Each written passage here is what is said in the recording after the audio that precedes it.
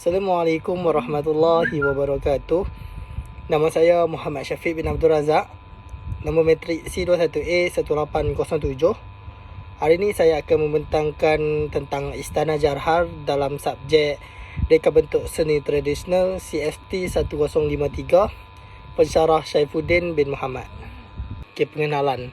Istana Jarhar dikenali dengan nama Istana Jarhar kerana reka bentuk seni bina tradisional Melayu Kelantan. Muzium ini pada asalnya merupakan Istana Raja Bendahara Long Kudur bin Sultan Ahmad. Ia dibina pada tahun 1887. Istana ini juga pernah menjadi tempat persemayaman beberapa sultan yang memerintah, termasuk almarhum Sultan Ismail ibni Sultan Muhammad keempat daripada tahun 1920 sehingga ke 1944. Seterusnya, sejarah dan asal-usul kepercayaan dan simbolik Istana Jarhar. Istana Jarhar yang terletak berhampiran dengan Istana Balai Besar adalah di antara istana-istana yang menarik yang terdapat di sekitar Kota Baru. Antara istana Jarhar telah dibina oleh tukang-tukang kayu yang mahir dari seluruh negeri Kelantan yang diketuai oleh Cik Sulaiman dari Kampung Sirih dan dibantu oleh Nik Saleh dari Kampung Atas Banggul serta Haji Muhammad Saleh ataupun dikenali sebagai Datuk Kaya Bakti. Upacara pembinaannya telah dilakukan dengan penuh adat istiadat. Ini kerana istana merupakan tempat bersemayaman dan lambang kebesaran kedaulatan raja-raja yang memerintah. Tujuan pembinaan Istana Jarhar oleh Sultan Muhammad kedua ini adalah untuk dikurniakan kepada cucunya yang bernama Long Kudur Bendahara. Bangunan Istana Jarhar ini pada asalnya merupakan bangunan satu tingkat dikenali dengan nama Istana Raja Bendahara. Istana ini mula dibina menggunakan kayu sepenuhnya pada zaman akhir pemerintahan Sultan Muhammad kedua pada tahun 1837 sehingga ke 1886. Pembinaannya siap pada tahun 1887. Setahun selepas kemangkatan Sultan Muhammad kedua, istana ini dibina sebagai hadiah perkahwinan kepada cucu baginda Long Kudur dengan Tengku Embong, iaitu puteri kepada Tengku Putih, Raja Patani III. Pada masa itu, Long Kudur bergelar Raja Bendahara. Long Kudur telah ditabar dengan rasminya menjadi sultan menggantikan ayahandanya pada tahun 1889 dengan gelaran Sultan Muhammad III. Baginda terus bersemayam di Istana Jarhar dan menjadikan pusat pemerintahan dan pentadbiran kerajaan. Istana ini diberi nama Istana Jarhar mengambil sepenuh nama sejenis pokok bunga yang menghiasi halaman Istana Jarhar.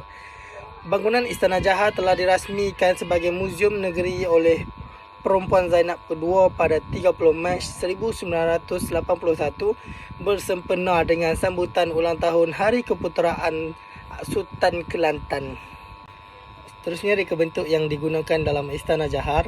Reka bentuk Istana Jarhar ini adalah merupakan gabungan antara dua pengaruh iaitu timur dan barat.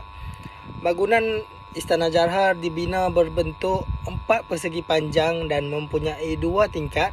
Setiap tingkat mempunyai keluasan yang sama dan dihubungkan melalui 2 buah tangga berpusing yang terletak di sudut bahagian belakang Istana Jarhar. Ragam hias Istana Jarhar yang digunakan ada 4 jenis ragam hias.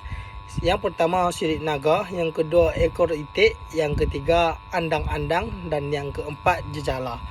Di bahagian bawah Istana Jarhar ini terdapat 3 ruang utama iaitu ruang surung, ruang serambi, ruang tengah ataupun dikenali sebagai balai tarik.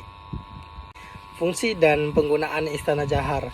Istana Jarhar dibina oleh Kebawah Duli Yang Maha Mulia Sultan Muhammad kedua atau Long Senik yang memerintah Kelantan antara 1837 sehingga ke 1886. Istana ini dibina khas untuk cucu baginda Long Kudur yang bergelar Raja Bendahara. Penggunaan Istana Jarhar adalah tempat raja bersemayam bermula dengan Sultan Ahmad sehinggalah almarhum Sultan Ismail ibni almarhum Sultan Muhammad keempat. Pelindungan, menerima tetamu, mesyuarat dan menjalankan pemerintahan juga sebagai pusat pengajian Islam serta mengeluarkan banyak hasil-hasil sastra. Kini, Fungsi dan penggunaan Istana Johor adalah sebagai muzium diraja negeri Kelantan yang mempamerkan sejarah Kesultanan Negeri Kelantan. Ruang pameran yang terdapat di bangunan istana ini dibahagikan kepada beberapa bahagian seperti peralatan senjata, pakaian tradisi dan hal-hal yang berkaitan dengan kesultanan. Seterusnya, bahan dan proses pembuatan Istana Johor. Keseluruhan istana dan bilik ini diperbuat daripada kayu cengal dan bahagian atas dinding ini dipasang dengan ukiran tebuk tembus yang dikenali dengan nama jejala. Istana ini telah dibina oleh tukang-tukang yang mahir dari seluruh negeri Kelantan. Kos perbelanjaan yang dianggarkan bagi pembinaan Istana Johor ialah melebihi RM10,000 kerana kayu pembinaannya merupakan kayu yang bermutu tinggi iaitu kayu cengal.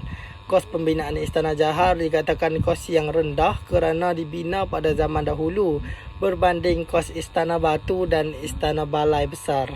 Untuk kesimpulan, saya amat bersyukur kerana telah selesai melaksanakan kerja kursus ini dalam jangka masa yang ditetapkan.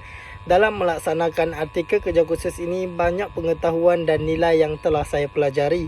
Melalui kajian yang telah saya lakukan mengenai bangunan bersejarah yang terdapat di Malaysia, dapat saya merumuskan bahawa bangunan bersejarah ini harus dipelihara dengan baik agar menjadi kebanggaan kita. Saya mengkaji dengan lebih mendalam tentang Istana Johor, terutama tentang sejarah bangunan tersebut. Untuk mengekalkan bangunan bersejarah, kita perlulah sentiasa bekerjasama mengekalkannya. Dengan itu, kita dapat menanamkan perasaan cinta akan warisan bersejarah di negara kita.